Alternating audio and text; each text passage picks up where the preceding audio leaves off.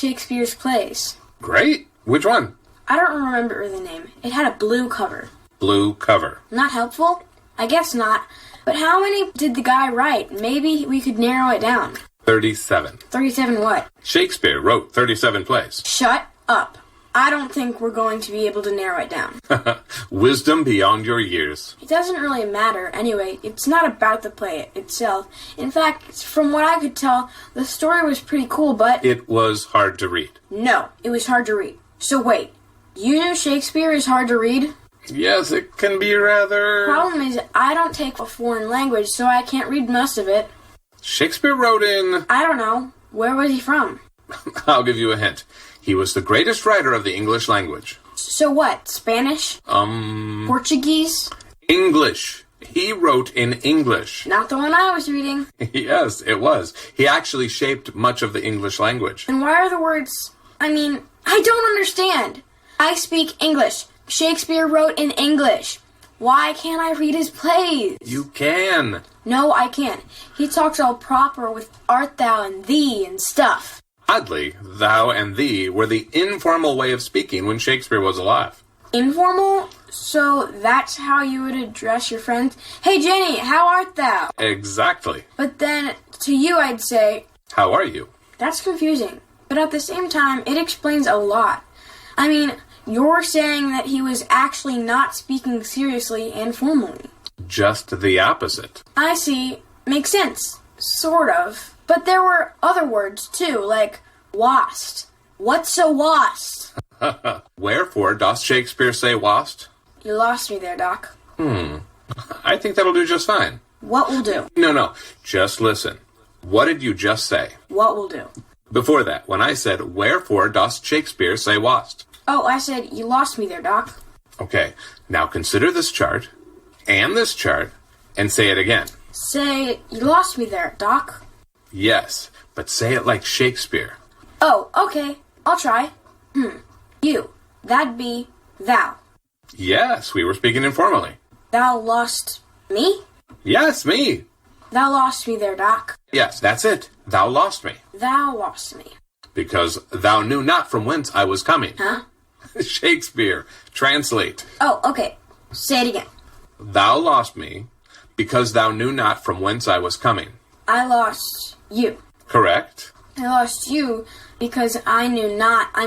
Because I didn't know. Good. One more time. Okay.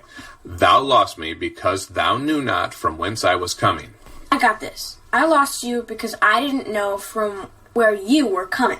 Yes, that's it. You lost me because you didn't know where I was coming from. I did it! Yes, you did. Try one more. A famous one. I'll try. Romeo, Romeo, wherefore art thou Romeo? That's easy. Romeo, where are you? No, that's quite different than what Shakespeare was saying. But it says... Look at the chart. Romeo, Romeo, wherefore? Wherefore means why? It does.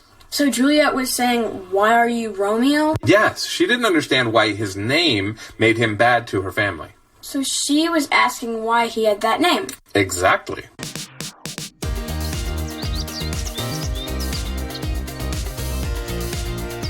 So that's it.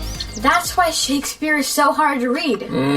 Not quite. I knew it. I knew there would be a catch. I think there is one very simple thing that can make reading a Shakespeare play easier. Really? What is it? Names. Names. Yes, the character names. Shakespeare's plots are complex and interesting and involve any number of characters. And they had strange names. That was the first thing I noticed. They can be very unusual to a modern reader. So, in order to follow the story, it's important to familiarize yourself with the character names and descriptions. That makes sense. So before I read the play... With the blue cover... Yes, with the blue cover, I should study the character names and descriptions. That's what I do. Even you? Even me.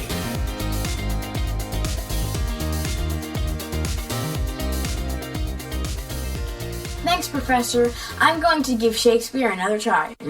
Not so fast. There's more? I told you it could be difficult. You did, but so far it doesn't seem too bad. Learn the characters and understand that they may replace you with thou or thee. Those are correct, but language has changed quite a bit more than just thou and thee. It's still English. It can't be that hard. Actually, the changes in the English language are the most difficult challenges to reading Shakespeare. Why, though? Why does it have to change?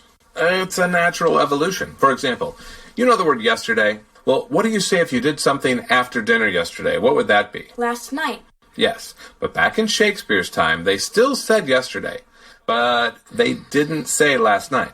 What did they say? They said yesternight. Like yesterday, but with night? Exactly. It would be like us saying last day instead of yesterday.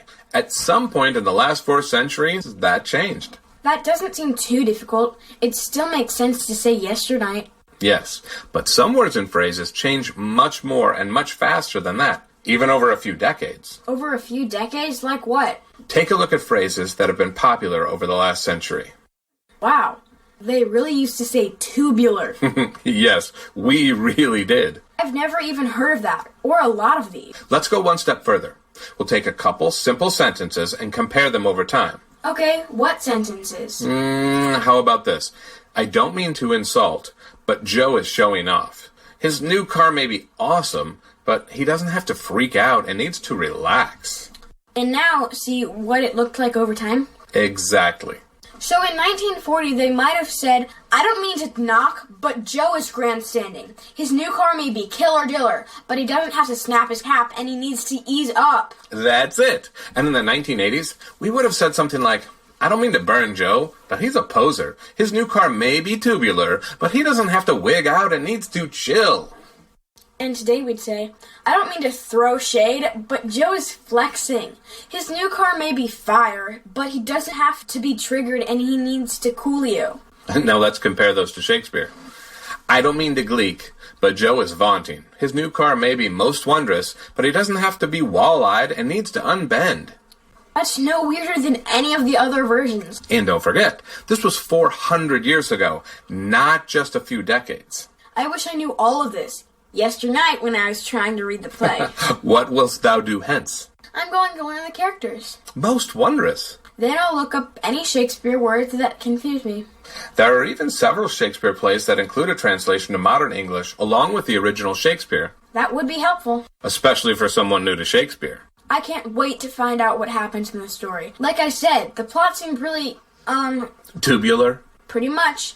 I just couldn't keep up with the language. And now you'll be able to. Yes, I will. I bid thee a fair morrow, sir. And I to thee. This is kind of fun. I know, right? I'm going to take another stab at the play. With the blue cover. With the blue cover, I bid thee thanks and farewell. And good morrow to thee.